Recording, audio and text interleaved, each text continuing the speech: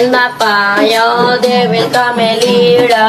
Oh, Jesus, Gambhiram. అరే ఆగండి ఆగండి మామ బ్రోస్, మీ నుండి ఎక్స్పెక్ట్ చేసేది చిన్న లైక్ చేస్తారని ఆశిస్తున్నా. అలాగే ఈ మ్యాచ్ లో ఎవరి పర్ఫార్మెన్స్ నచ్చిందో తప్పకుండా కామెంట్ చేయండి. राजमाता समर शंख फूंक दो।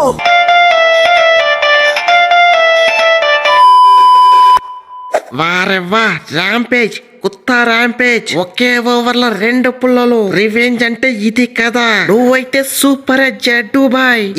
ఇదే ఫామ్ ని కంటిన్యూ చేయి. ఈసారి రాజస్థాన్ ని ప్లే ఆఫ్స్ లో అడుగు పెట్టేసేయ్. లాస్ట్ ఇయర్ లేనిదే స్పిన్ అటాక్, అలాంటిది స్పిన్ బలపరింది. ఇక దొరికిన టీం ని చెడు కూడా ఆడేసుకోవడమే. అరే నన్ను కాదని సంజయ్ తీసుకుంటారా? చూపించా ఈ జడ్డు పవర్ అంటే, చూపించా.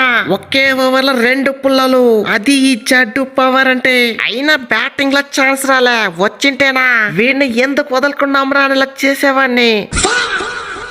అరే సూర్యవంశీ, ఏం కొట్టినావు బాయ్. జస్ట్ 15 బాల్స్ కి హాఫ్ సెంచరీ.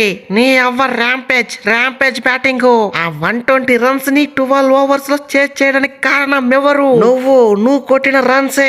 అరే బ్యాటింగ్ పిచ్ లో కొడితే ఏమో అనుకోవచ్చు, కానీ బౌలింగ్ పిచ్ లో కొట్టి చూపించావు. నువ్వైతే తోపు తురిమే సూర్యవంశీ.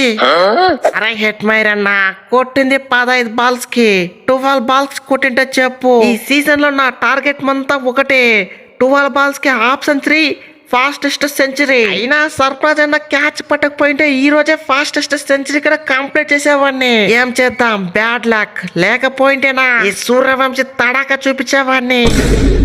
అరే ఏందే పుంజన్న ఇలా జరిగింది?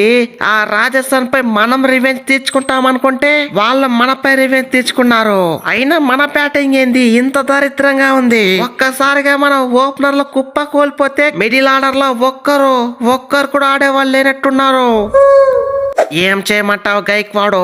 నేను కొట్టాలని ట్రై చేసిందే, కానీ ఆ ఓవర్ కాస్ట్ కండిషన్ వల్ల ఫస్ట్ బ్యాటింగ్ చేసి మనకేం కలిసి రాలేదు.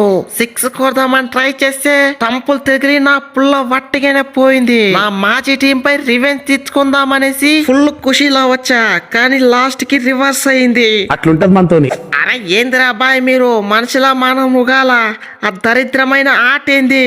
బ్యాటింగ్ లో కనీసం 180, 170. నేను కండరాల నొప్పితో బాధపడుతుంటే మీరేమో ఫస్ట్ మ్యాచ్ బొక్క పెట్టుకొని వస్తున్నారు. ఇటు బ్యాటింగ్ చేసినట్లే ఉంది, అటు బౌలింగ్ చేసినట్లే ఉంది. మధ్యలో నేను ఇంజూర్ లో బాధపడుతున్నాను. ఇలా అయితే వచ్చినట్టే కప్పు బాగా వచ్చినట్టే.